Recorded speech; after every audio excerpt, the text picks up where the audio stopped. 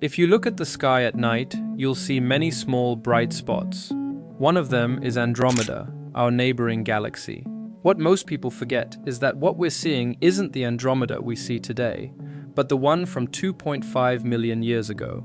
This is because it's 2.5 million light years away from us, and that's how long it took the light to travel to reach us.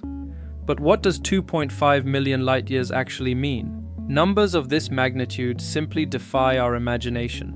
Let's try to make it more tangible anyway. 1 light year, the distance light travels in 1 year, is about 9.5 trillion kilometers. Multiplying that by 2.5 million gives us a distance that no human brain can truly grasp. Imagine the Earth was a marble. On that scale, the Andromeda galaxy would be about 50,000 kilometers away, more than once around the real Earth. Or to put it another way, if we were to shrink the entire distance to the Andromeda galaxy to the length of a football field, the distance between the Earth and the Moon would be just 1/10 of a millimeter, not even the thickness of a sheet of paper. And this is precisely where our fundamental problem begins. The universe has imposed an absolute speed limit on us, the speed of light. Approximately 300,000 kilometers per second. That sounds incredibly fast, and it is. Light circles the Earth 7.5 times in a single second. But even at this insane speed, it would take us 2.5 million years to reach Andromeda, and unfortunately, it's not even possible for us to travel at the speed of light. The theory of relativity tells us that nothing with mass can ever reach the speed of light. The faster an object goes, the more energy it needs to go even faster. As we approach the speed of light, the required energy would approach infinity. And this is where it might get a little complicated for some, because if we could theoretically build a spaceship that travels at 99% of the speed of light, time would pass more slowly for the astronauts on board than for us on Earth. For them, the journey might only take a few decades, while millions of years would pass on Earth. So, relative to Earth, they would have traveled through time into the future. They would return to a completely different world, assuming humanity even still exists then. However, my title for this video wouldn't be entirely accurate if that were possible. All of this was quite theoretical, and in practice, it's something else entirely. Accelerating to such a speed for such a long journey is, according to our current understanding, absolutely impossible. To give you an idea, let's look at what we humans have actually achieved so far. The fastest object ever built by humans is the Parker Solar Probe, a space probe currently orbiting the Sun. It reached a speed of about 635,000 kilometers per hour. That's incredibly fast. At that speed, you could fly from Berlin to New York in less than a minute. Sounds impressive, right? But now comes the sobering part. This insane speed corresponds to just 0.06% of the speed of light, not even 0.1%. And with the Parker Solar Probe, it would take us over 4 billion years to reach Andromeda. And let's remember, the Parker Solar Probe is unmanned, tiny, and carries no people, no life support systems, and no fuel for the return journey. It is literally the best we've managed with state-of-the-art technology, and it's nowhere far near enough.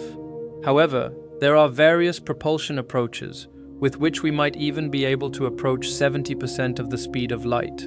There's the ion drive, for example. We already use this technology in some space probes.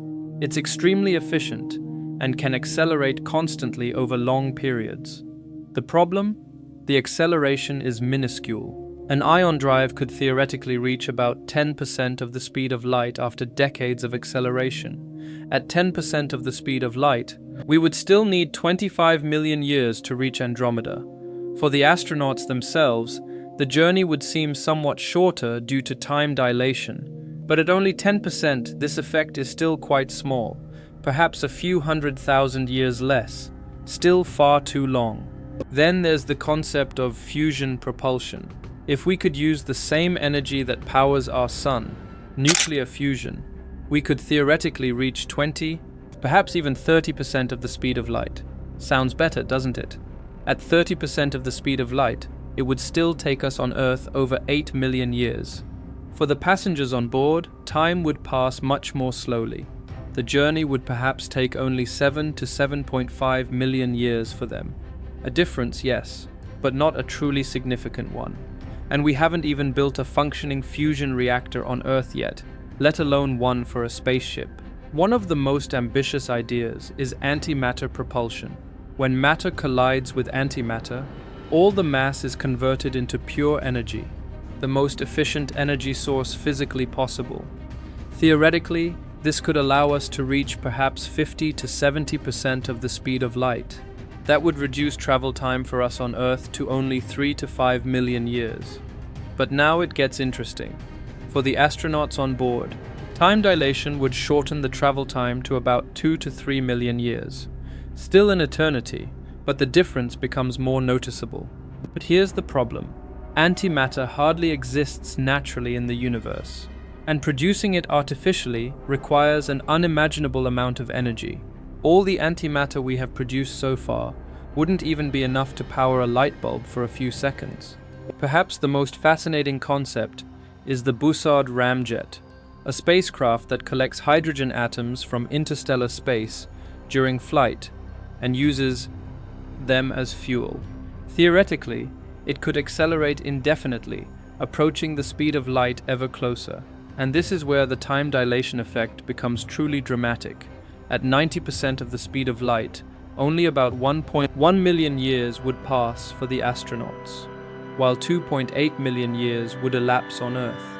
At 99%, it would be only about 350,000 years for the travelers, while over 2.5 million years would pass on Earth. The closer we get to the speed of light, the more extreme this effect becomes. You might be wondering why 350,000 years, since I was just talking about decades. The difference is that I said 99.98%. Every tiny percentage point makes a huge difference. But here too, theory and practice diverge. The density of interstellar hydrogen is so low that we would need a funnel several hundred kilometers in diameter, a technical impossibility. Even in the most optimistic scenarios, with technologies we might develop in centuries, and even if we use time dilation to our advantage, we're still talking about travel times that defy our imagination. Hundreds of thousands to millions of years. That's longer than our entire species has existed. And even if we were to assume that we actually achieve a breakthrough one day, let's say we build a spacecraft capable of reaching 99.999998% of the speed of light, and the journey takes astronauts only a few decades. We're still facing the next intractable problem, the human body. Our bodies are designed for life on Earth, not for decades in a spacecraft. Even on the International Space Station, astronauts begin to experience serious problems after just a few months. Bones deteriorate, muscles atrophy, and the immune system weakens. After 30, 40, or 50 years, catastrophic. Even worse is cosmic radiation. Outside Earth's magnetic field, it penetrates spacecraft walls, damages DNA, and causes cancer. After decades in space, astronauts would almost certainly die from radiation sickness long before they even reached Earth. And then there's the psychological aspect. Decades in a metal capsule, confined with the same people, without fresh air, without a sky, just walls and the endless blackness of space. Even brief isolation leads to severe psychological problems. Over decades, it would be unbearable. And even if we were to solve all of this, the astronauts would be traveling into a future they don't know. Even if the journey only takes them 50 years, millions of years will have passed on Earth. Humanity would have long since ceased to exist. They would have no one to return to. I haven't even listed all the problems in this video. There are many more. This is the brutal reality. Andromeda is unreachable because of physics, because of energy, because of our biological limitations, because of time itself. The laws of the universe have built a wall around us that we can never break through. As always, I hope you enjoyed the video. I would really appreciate your support, and I'll see you next time.